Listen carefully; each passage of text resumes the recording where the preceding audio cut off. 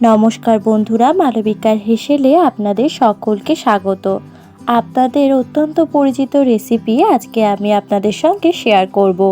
গরমে পোস্ত তো শরীরের জন্য খুবই ভালো, আর পোস্ত দিয়ে কোনো রেসিপি প্রথমে মাথাতে এলেই কিন্তু আলু পোস্তর কথাই মনে পড়ে। আমি আলু পোস্ত কিভাবে রান্না করি সেটাই আজকে আপনাদের সঙ্গে শেয়ার করব। তার জন্য প্রথমে কড়াইতে দিয়ে দিলাম সর্ষের তেল। পোস্তর রান্না তাই সর্ষের তেল দিয়েই করব। দিয়ে দিলাম 1 চা চামচ মতো 5 ফোড়ন আর একটা গোটা শুকনো লঙ্কা। ফোড়নটাকে 10 সেকেন্ড মতো ভেজে নিয়ে এবার এর মধ্যে দিয়ে দিলাম কেটে রাখা আলু। এখানে আমি 4টে বড় সাইজের আলুকে এইভাবে ছোট ছোট টুকরো করে কেটে নিয়েছিলাম।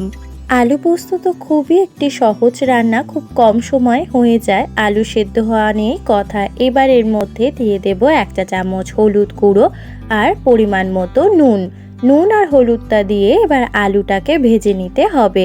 এবার এর মধ্যে 3টে চেরা কাঁচা লঙ্কা দিয়ে দিলাম।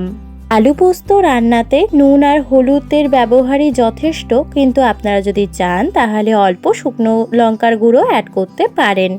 এবার এর মধ্যে পরিমাণ মতো জল দিয়ে দেব আলুটা সেদ্ধ করে নেওয়ার জন্য। আলুটাকে ভালো করে সেদ্ধ করে নেওয়ার জন্য এবার কিছুক্ষণ ঢাকা দিয়ে রান্নাটা হতে দেব মিডিয়াম ফ্লেমে রেখে। 10 মিনিট পরে ঢাকাটা খুলে নিলাম। এখানে প্রত্যেকটা আলুই কিন্তু খুব সুন্দর সেদ্ধ হয়ে গেছে। এখানে একটা আলুর টুকরোকে আমি খুন্তি দিয়ে ভেঙে দেখিয়েও দিচ্ছি আলুগুলো কত সুন্দর সেদ্ধ হয়ে গেছে।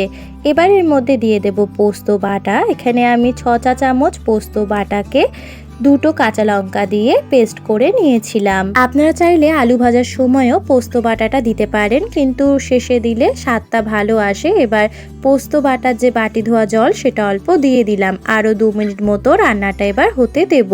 2 মিনিট পরে গ্রেভিটা এই অবস্থায় আমি নামিয়ে নেব। অনেকে আরেকটু শুকানো আলু পোস্ত পছন্দ করে, তারা আরেকটু গ্রেভিটাকে শুকিয়ে নেবে।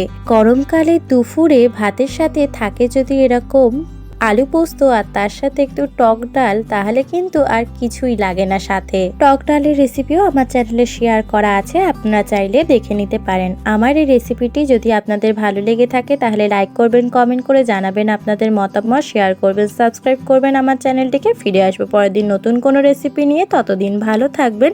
Thanks for watching.